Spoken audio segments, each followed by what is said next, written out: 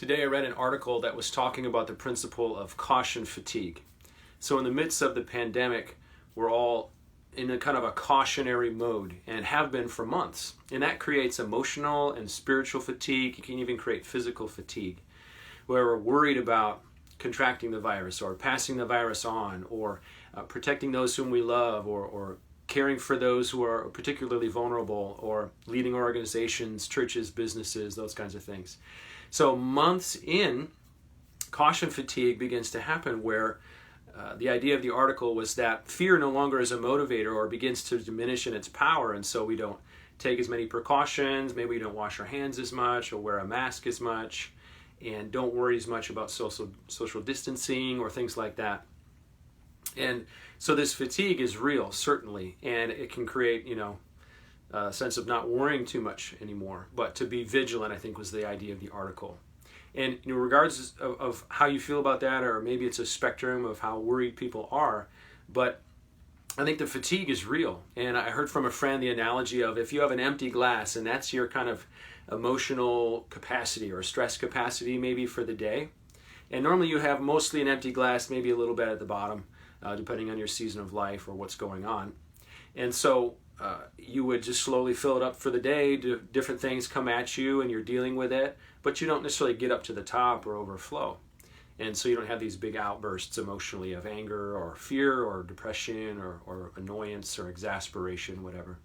But the idea is that in a pandemic that my friend shared is just that you're already 3/4 or maybe all the way full in your emotional capacity and stress capacity glass because of what's already going on. It feels like it's in the background, but it's still there and affecting us whether we recognize it or not.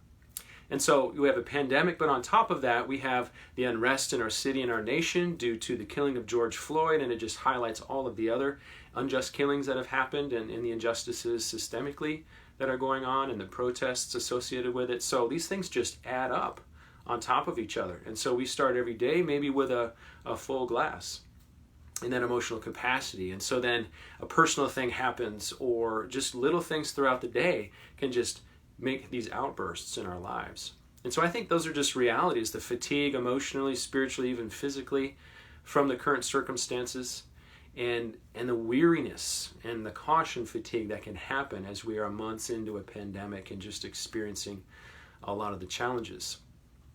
And for me, when I was starting the year in 2020, I wanted to have kind of a reactionary move in my devotional life. So normally I might read the Bible in a year and try to pray every day or do other spiritual disciplines. And I like schedules and rigorous processes, and I like to push myself in that time. But I've also found that I can tend to be legalistic. I'm a 3 on the Enneagram. I don't know about anybody else, but kind of like, a little bit driven, maybe too much at times. And that can detract from the purpose of a daily time with God, which is to meet with Him, to listen to Him, to be relational, to hear His word and respond in prayer and experience Him and not just get things done or push through a plan. So I wanted to be a little reactionary towards that this year and try something different. And so I decided to read the Psalms in the Bible for the whole year, and that was it.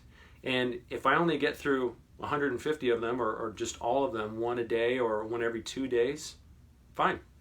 One psalm every day, read, pray, go slow. Sometimes I've spent 7 or 8 days on one psalm because that's just what I feel like I needed to do. It's been so good.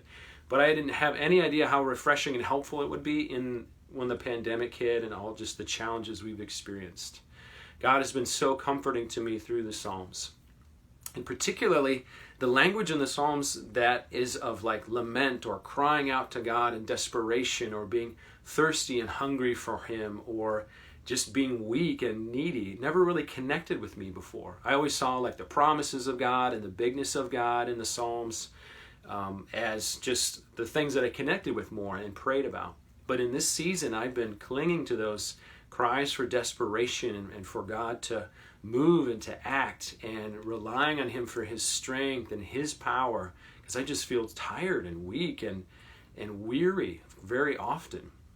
And so that's been really special for me in this time. I didn't realize how provident God would be to provide the Psalms, because the Psalms themselves are God's prayer book for His people that He's provided over thousands of years.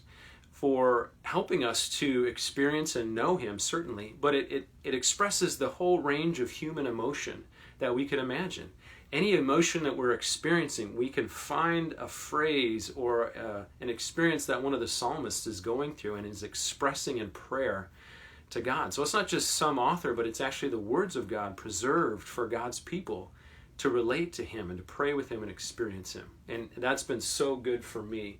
And so I wanted to read just a few verses from Psalm 62 that illustrate some of this that's been really helpful for me. So Psalm 62 verse 5, it says, "For God alone, O my soul, wait in silence. For my hope is in him. He only is my rock and my salvation, my fortress. I shall not be shaken. On God rests my salvation and my glory.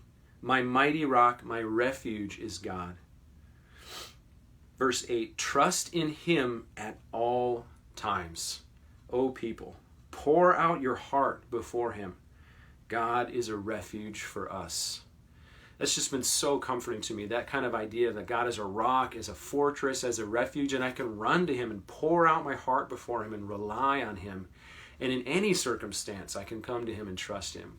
So that's my encouragement for you, just as much as for myself. Run to God's word, even the Psalms especially, and pour out your heart. You will find a language there to articulate your emotions and to know and experience him. May that be your experience today. I pray that for you. Thanks very much.